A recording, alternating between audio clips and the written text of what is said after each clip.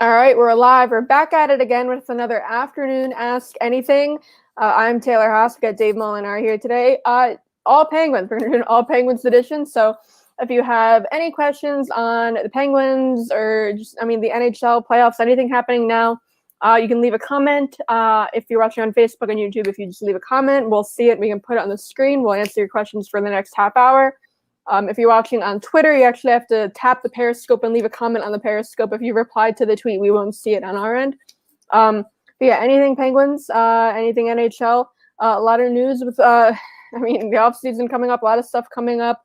Ron Hextall had his season-ending availability, and then Dave, you spoke with Brian Burke today, Thursday. What were your takeaways from that conversation with Burke? They were pretty similar to the takeaways from Ron Hextall's press conference on Wednesday.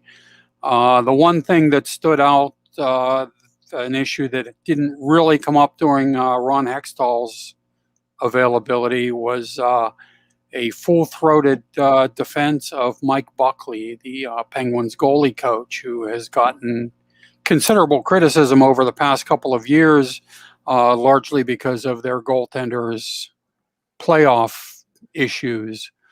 Other than that, he reiterated that they would like to get bigger and tougher, but not at the expense of speed and skill. That whoever they bring in has to be able to play the game.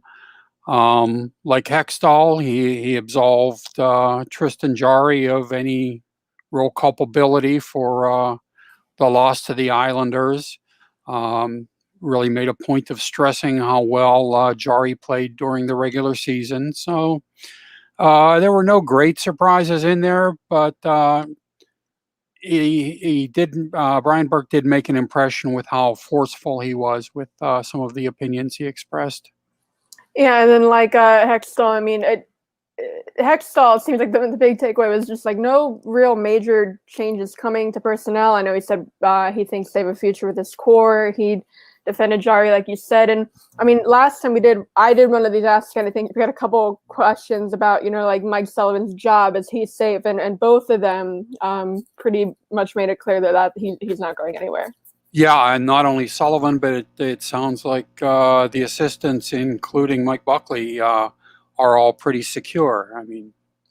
We don't know yet whether Hextall or Burke was throwing up any kind of smoke screen, because they've only been on the job for a few months. So, we don't know their modus operandi yet, but they both have reputations as pretty straight shooters. So I'd be surprised if they did anything in the coming months that kind of deviated from what they've suggested over the past couple of days.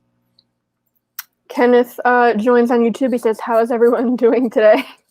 What busy day. You talked to Burke, and then we just did a podcast. Yeah, that's a tough one. I'm not sure that I'm ready to field a question quite like that. But, appreciate you asking. At least to this point, I think we're doing well enough. Yeah. So we have our 66 to 87 podcast coming out tonight, tomorrow morning. It was good. We had Nailers head coach Derek Army on for our interview in the third segment. He was really good. He played with Brandon Tanev in college, and he had some interesting things to say about Brandon Tanev, some fun stories. So keep an eye out for that. Steelers fan also joining on YouTube. He says, "Are the Penguins thinking about extending Letang and Malkin, and for how long?" So Hextall, he said they have a future with this core, but he really didn't want to divulge a whole lot into what exactly is going to happen with their futures, like really beyond this offseason. He did, when I spoke with him a week or two ago, he did say that they would be willing to talk to Letang and Malkin about contracts, but not surprisingly, he didn't get into the length of any new contract, or let alone how much money they'd be prepared to pay either of them. What do you think? If they were to extend them either during the season or after next season, at this point in their careers, what kind of salary figures do you think either could really command? Well, I don't think either would would make as much as he is currently. It's really tough to say, and some of it would depend on the state of the salary cap. Then it's going to be flat again next season. I think both sides will have to take into account what becomes of the cap in the following season and beyond. It's a little early, and I think that their performance, in the coming season will have some impact on that as well. But not only the money, but the term that the Penguins would be willing to give them. Yeah. Richard comes in. He says, "Any ideas what the Penguins will be looking for in the upcoming draft?" So, this summer they have a 2nd-round pick, a 5th-round pick, and 3 7th-round picks. So I think, you're not going to be getting anyone that can help immediately with those. Dave, what do you think? It seems like, with hockey, it's always just to pick the best guy available. You're not really drafting by position. It really is. There's only a handful of guys in any given draft who have a shot at stepping directly into the league.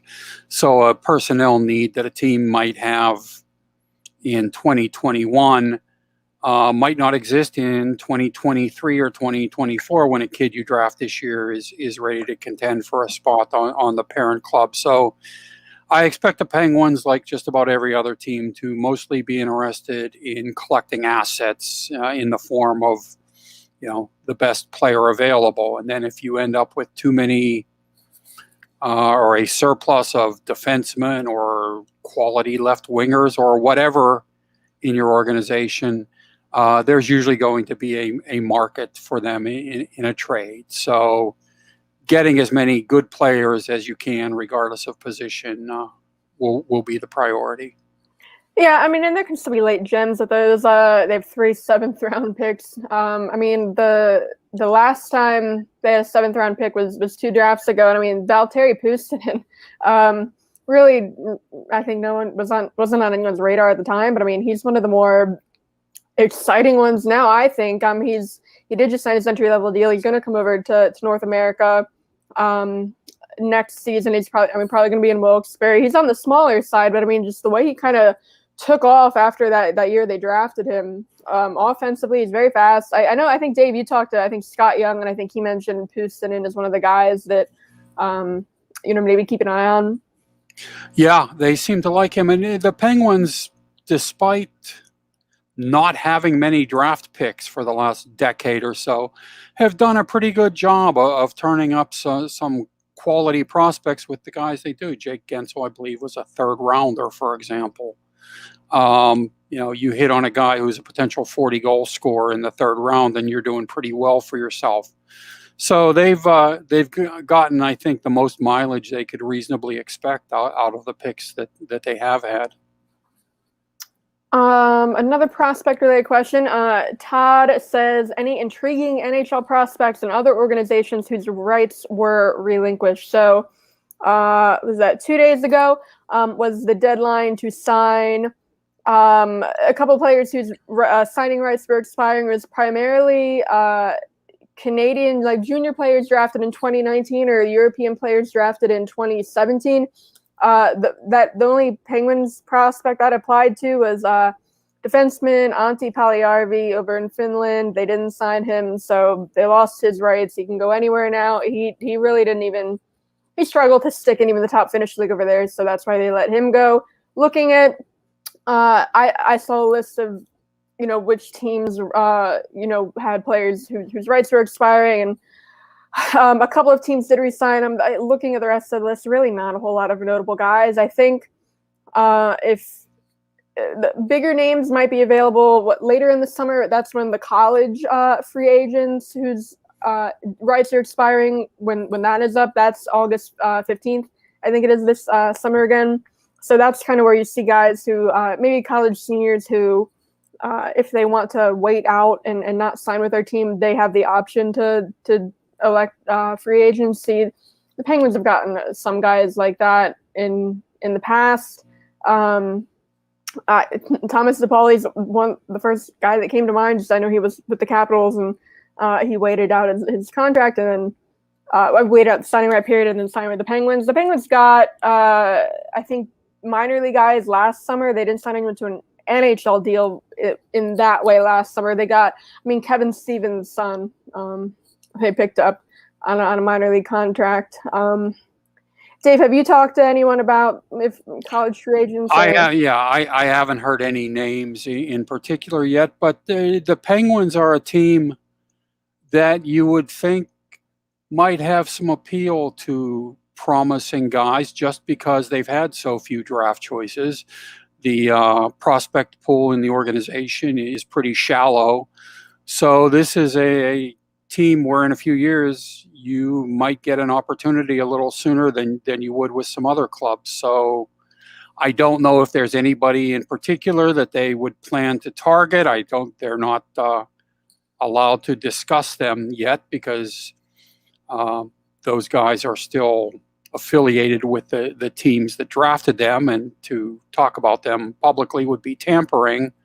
But I wouldn't be surprised to see the Penguins sign one or two of those guys. David, he says, why don't teams seem to play as physical during the regular season as they do in the playoffs? I just think everything is amped up in the playoffs intensity-wise. Dave, what do you think? Oh, that, and also I don't know that you could physically maintain that level of physicality over an 82-game regular season. Playing a physical brand of hockey is quite draining. And you see how beaten up guys are at the end of a 2-month run in the playoffs. Just imagine if they did that for 8 months instead of just 2. So, I think there's a level of physical and mental commitment that's required in the playoffs that it's just not realistic to expect players to replicate during the regular season. An expansion draft question. That's kind of the next thing on the radar.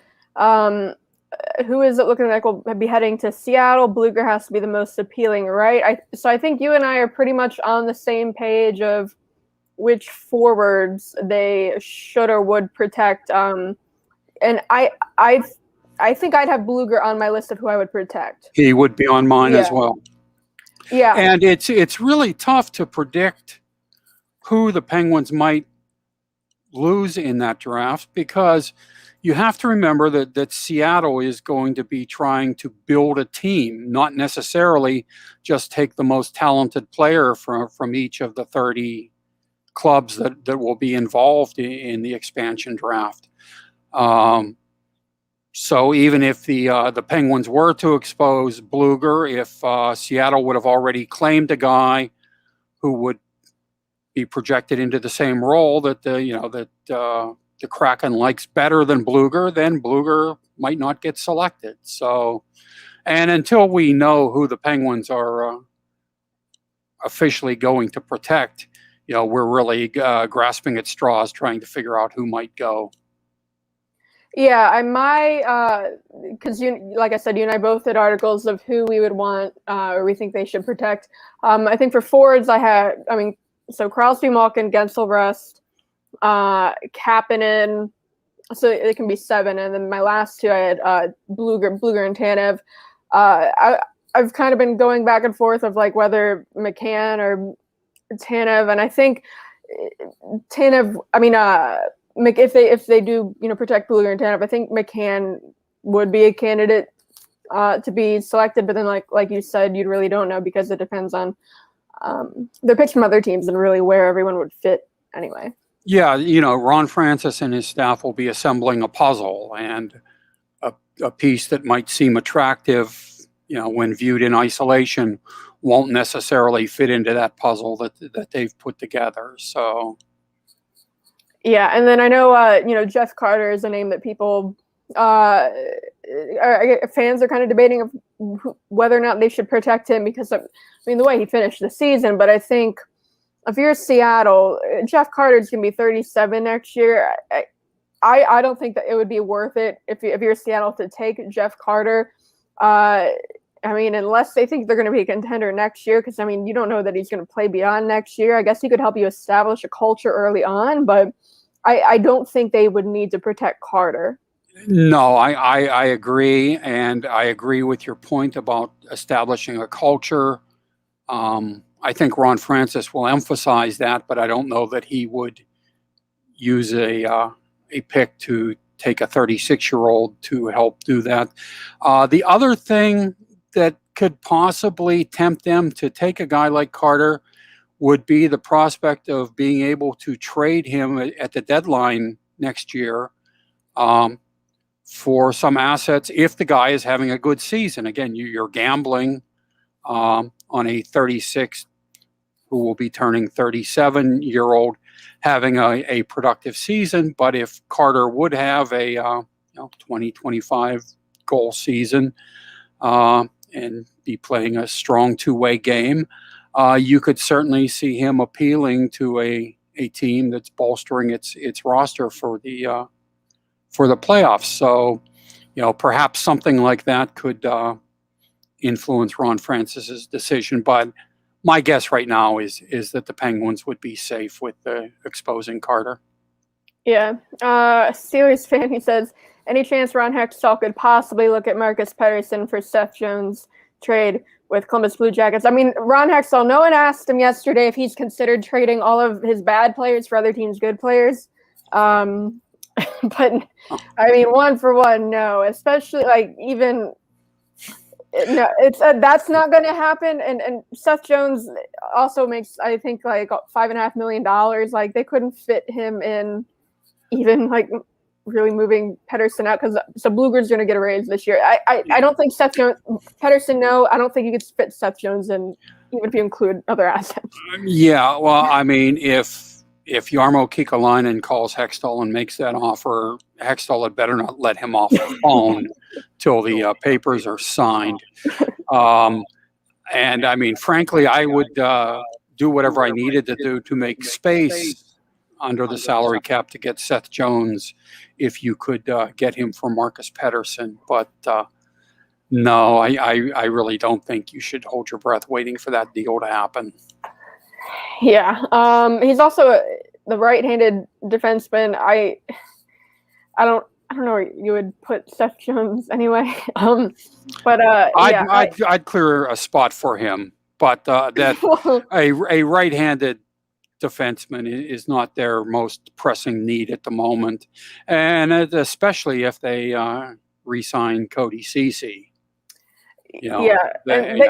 They have a couple of guys who are due for raises, so I think a big, deal like this would just be tough. I mean, but Blueger's, you figure, because he's making either league minimum or just over, I think $50,000 over league minimum. He's due for a raise. Freddie Gaudreau, if they bring him back, he was making league minimum. He's due for a raise. They do get a little help because the Nick Bjugstad contract that they retained salary on is expiring, so that frees up a little over $2 million. It's just so crazy that they were paying Nick Bjugstad $2 million this year, but they do have a little cap room to do stuff, but this is not going to be one of them.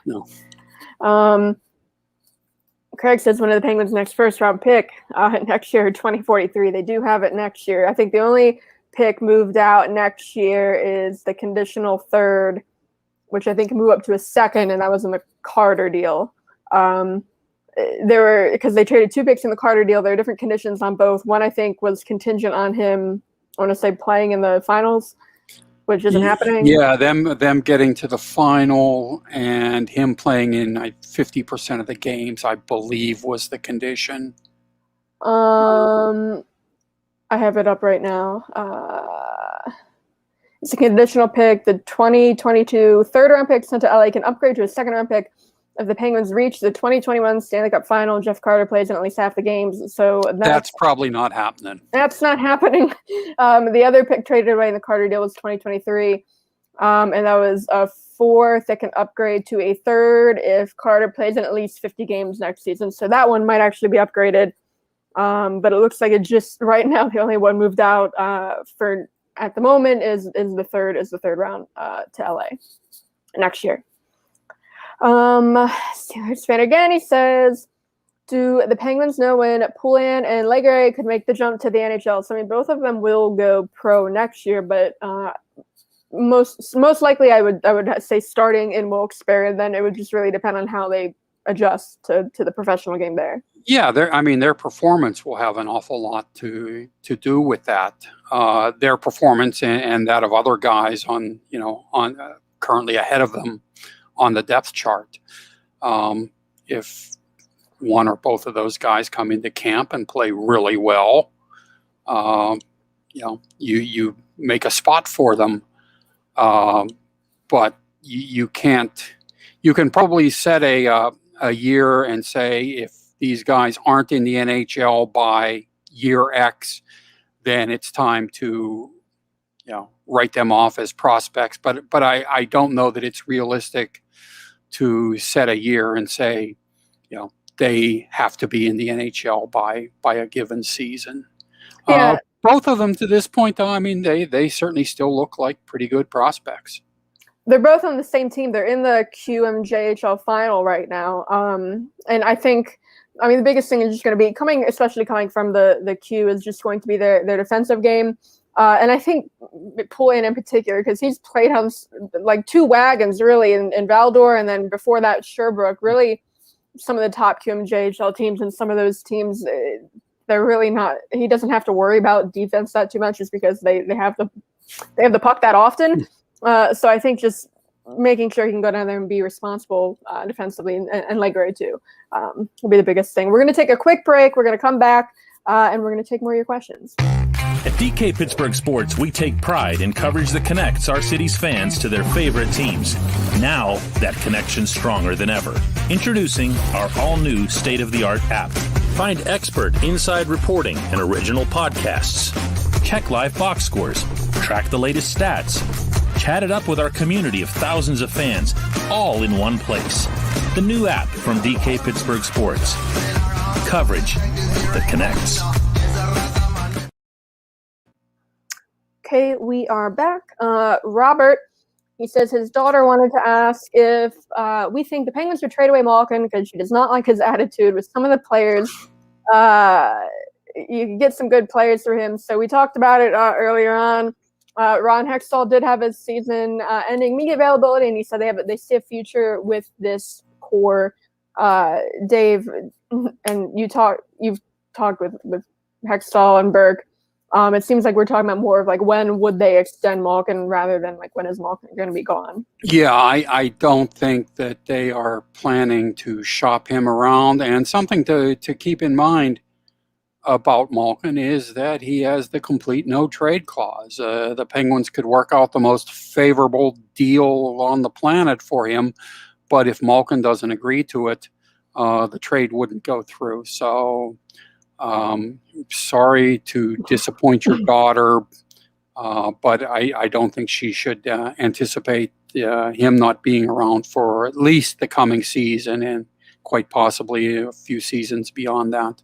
Yeah, like you mentioned, the full no movement clause, really the Penguins would have no leverage, even if they wanted to, if they were considering moving him out, if they would listen to offers, really no leverage. I mean, because if you say like Malkin would say, he probably want to go to a contender if he wanted to go anywhere. If he would say like, okay, I would be okay with a deal to Florida. Well, the Penguins would have no leverage in that deal, so Florida's not going to overpay for Malkin. You're not going to get players back, and especially if it's like a team like Florida and they just like don't need a center, then like that would have been the end of it anyway. And I know a lot of people before Hextall's pretty much said they're moving forward with the core said like, well, they can move him out and get cap space. It's like, well, if Malkin would want to go anywhere to be a contender, they're not the kind of teams that are going to eat cap space for you. So logistically, it doesn't make any sense. And then Hextall also just said that they're moving forward with the core, so not happening. Richard, we got a lot of questions. He said Carter really seemed to gel here for the Penguins. I would think he would be reasonably priced. Given his age, would he be out of the price range for them next year? He's already signed for them next year. Same contract, same money. It's still, if a team retains salary, that's for the duration of the contract. So LA retaining half, that still goes for next year. He was already under contract. Dave, let's see, you can take this one. Rick says, it's early, but any particular free agents you think are realistically hope the Penguins might go after? I mean, I don't expect them to be overly aggressive in free agency, if only because of cap space. And if you want to take Ron Hextall at his word that they're reasonably content with the personnel that they have. I mean, obviously, even the most successful team is going to have some roster turnover in the offseason just because of free agency and retirements and other things like that. But I suspect that whatever the Penguins do in free agency would probably be to try to add some complementary players rather than anybody with a particularly high profile. Bryce has another question you can take because you did just talk to Burke earlier today, and then after Hextall's availability yesterday. Bryce says, do you think we'll see the Penguins' new management philosophy start to take effect this draft, bigger, tougher players rather than small and speedy? Well, they again, clearly want to add some size and toughness, but Brian Burke was pretty adamant a few hours ago about that it won't be done at the expense of guys who are able to play the game.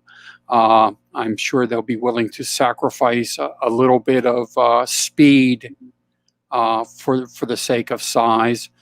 But, I don't think you should anticipate them starting to draft guys the size of offensive linemen or anything like that.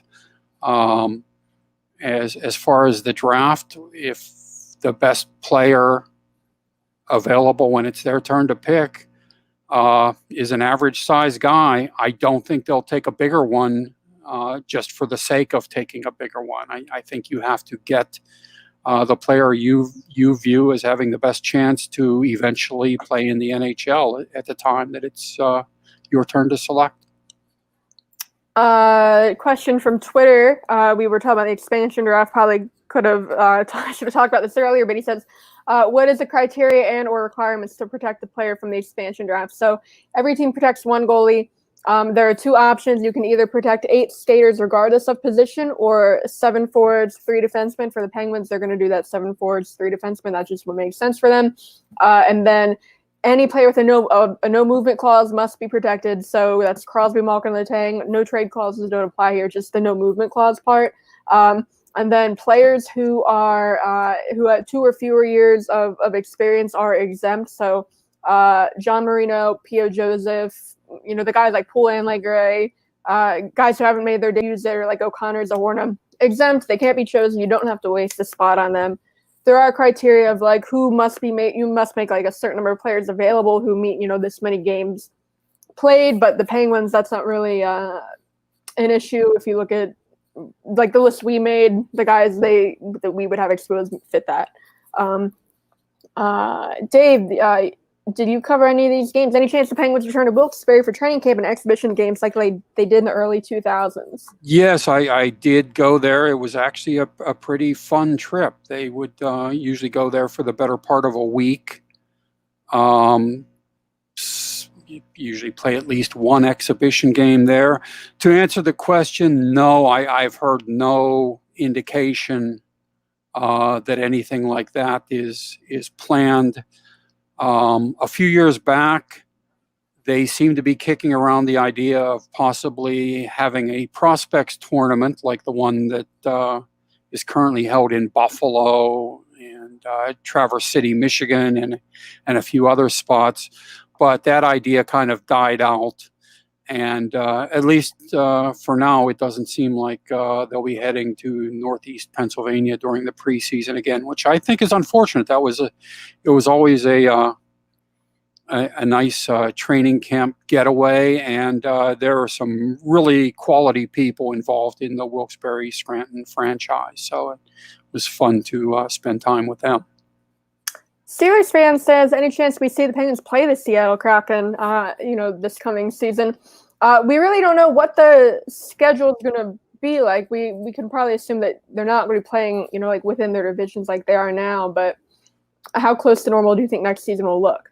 I expect it to be pretty much a normal schedule, and with the teams in the Western Conference I'm expecting there to be one home game and one road game involving, each team out there.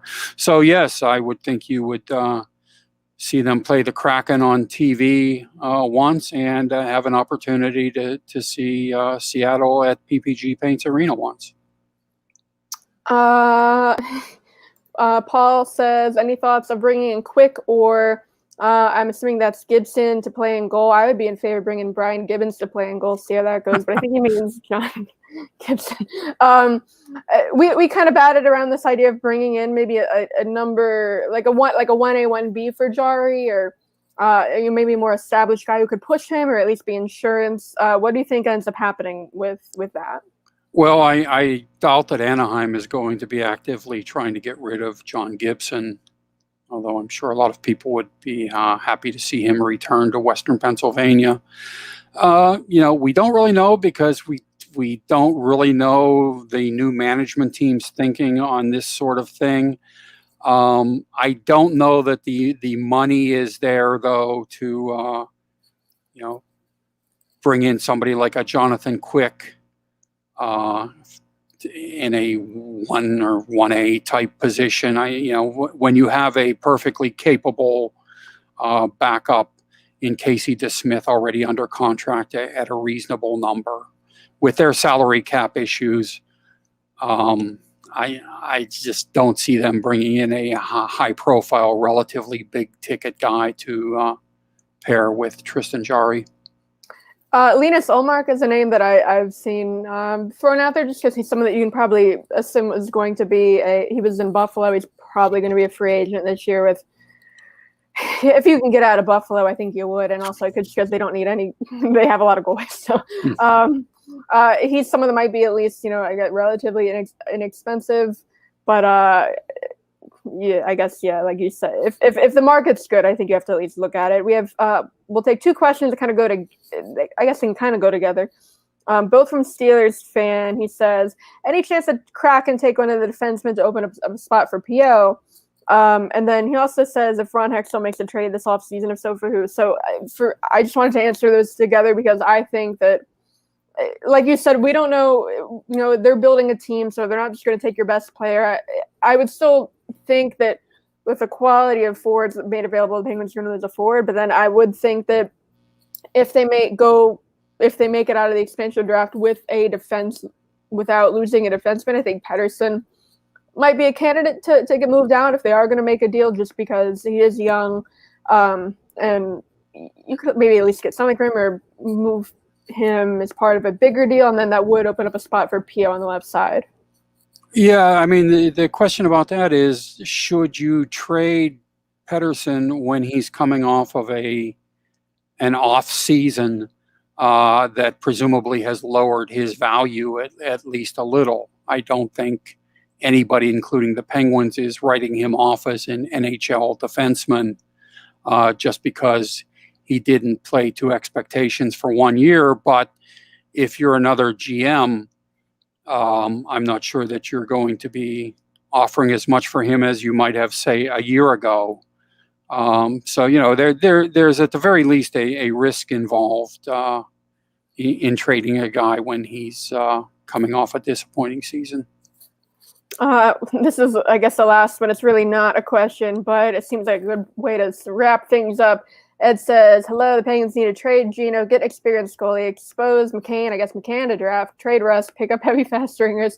The first one, Hextall pretty much said they're moving forward with the course. Malkin's not going anywhere. We just kind of talked about the goalie.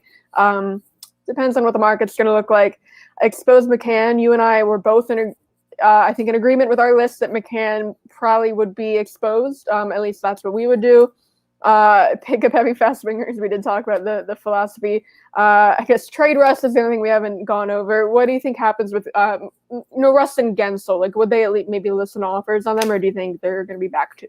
Oh, I think they would be remiss to not listen to offers. But there's a difference between hearing what other teams propose and actively shopping guys. I certainly don't think they will do that with either Gensel or Rust. I don't think you can have too many untouchables on your team when you haven't made it past the first round of the playoffs in 3 years. But I don't think they will go out of their way to try to get rid of Gensel or Rust. And it's about time they got McCain out of here. I can't remember the last time he contributed anything. So. I don't know. His name never even comes up. You never hear anything about McCain, but yeah, good place to wrap things up. Good questions. I think these sessions go better when we're just kind of focused on one beat, not bouncing between like Pitt basketball, Pirates, all that. Like, so yeah, good stuff. I guess hopefully we'll do another Penguins edition next week. Thanks again for joining us. As always, we're brought to you by North Shore Tavern and Mike's Beer Bar. Check them out right across from PNC Park. Thanks for your questions, and stay tuned for tomorrow's show.